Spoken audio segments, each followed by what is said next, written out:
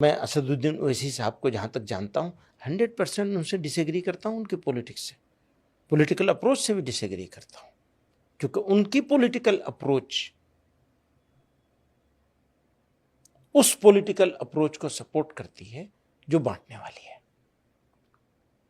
اور اس سے ان کو بھی کچھ فائدہ ہوتا ہے، دوسروں کو اس سے بھی زیادہ فائدہ ہوتا ہے۔ تو یہ ان کی پولیٹیکل اپروچ کی بات، اپنا ڈس ایگریمنٹ شو کرتا ہوں۔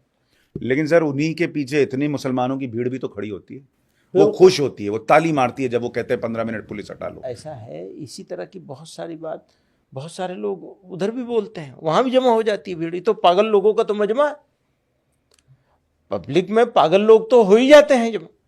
لیکن آپ اگر یہ سمجھیں گے کہ یہ مسلمانوں کی سوچ ایسی ہے۔ بسم اللہ الرحمن الرحیم۔ معزز ناظرین، آپ جن کو دیکھ رہے تھے ابھی 2-3 ویڈیو میں نے مولانا محمود مدنی صاحب پر بیان کر چکا ہوں، اور بہت سارے لوگ جن کو ہم چمچے کہتے ہیں ان لوگوں نے مجھے بہت زیادہ ٹرول کیا، میں نے کچھ نہیں کہا۔ لیکن ابھی جو بات ہوئی ہے، یہ جو بات چل رہی ہے، اور کس کے سامنے؟ جس کو آپ گودی میڈیا یعنی دلال کہتے ہیں، ان کے سامنے انٹرویو دے رہے ہیں، اور اسد الدین اویسی کے خلاف الٹی سیدھی باتیں چل رہی ہے، الٹی سیدھی باتیں چل رہی ہے۔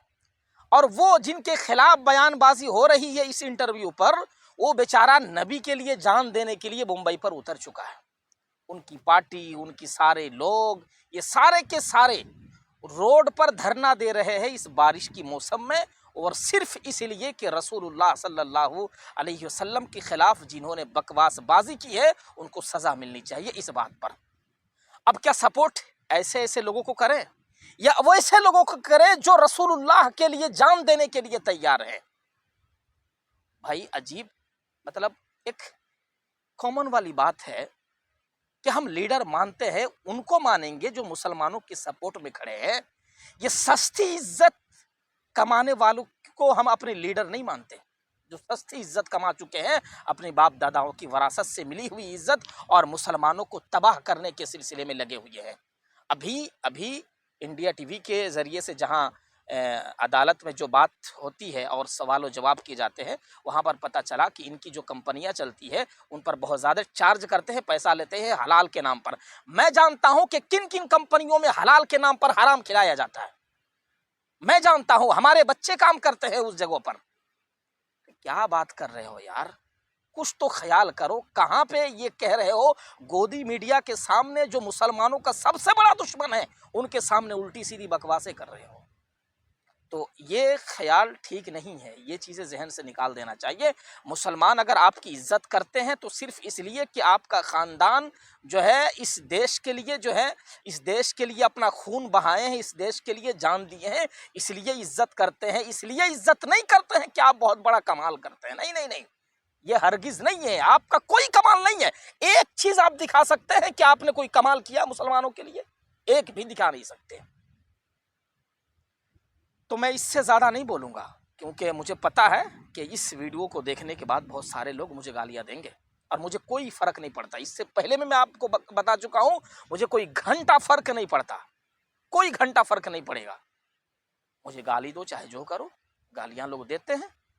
اور میں یہ بھی بتا دیتا ہوں، ان لوگوں کے لیے آواز اٹھانے کے لیے کوئی تیار نہیں ہے۔ وہ جانتے ہیں بھائی بڑے خاندان کے آدمی کیا آواز اٹھائیں گے، الٹا ہمیں ہی پتہ نہیں کیا کروا دیں گے۔ تو یہ چیزیں مسلمانوں کو میں آگاہ کرنا چاہتا ہوں، ایسے لوگوں سے بچے جو خود مسلمانوں کے دشمن کے سامنے اور الٹی سیدھی بکواس بازیاں کرتے ہیں۔ ایسے لوگوں سے بچے بھائی، ایسے لوگوں سے بچے۔ اور پہچانے، یہ گرگٹ کی رنگ بدلتے ہیں، گرگٹ کی رنگ بدلتے ہیں ایسے لوگ۔ تو اس لیے ہم کسی کو چھوڑیں گے نہیں۔ مسلمانوں کے لیے جو الٹی سیدھی بکواس کریں گے، چاہے وہ ہمارے آدمی ہو یا کسی اور کے آدمی ہو، ہم کسی کو چھوڑنے والے نہیں ہیں۔ اس چیز کو یاد رکھیں۔ میرے کچھ اساتذاؤں نے فون کیا، میں یہ بتا دینا چاہتا ہوں آخر میں، کچھ اساتذاؤں نے بھی فون کیا اور کہا کہ یہ چیزیں نہ کہا کریں۔ ہم نے کہا کہ حضرت ٹھیک ہے، آپ میرے استاذ ہیں، پڑھانے کے معاملے میں، اس معاملے میں تو نہیں۔ آواز اٹھانے کو مجھے یہ رائٹ ہے کہ بھائی میں مسلمانوں کے لیے آواز اٹھاؤں، مسلمانوں کو جگاؤں کہ ایسے لوگوں سے بچے بھائی۔ مسلم قوم کو بیچنا چاہتے ہیں ایسے لوگ، تو اس لیے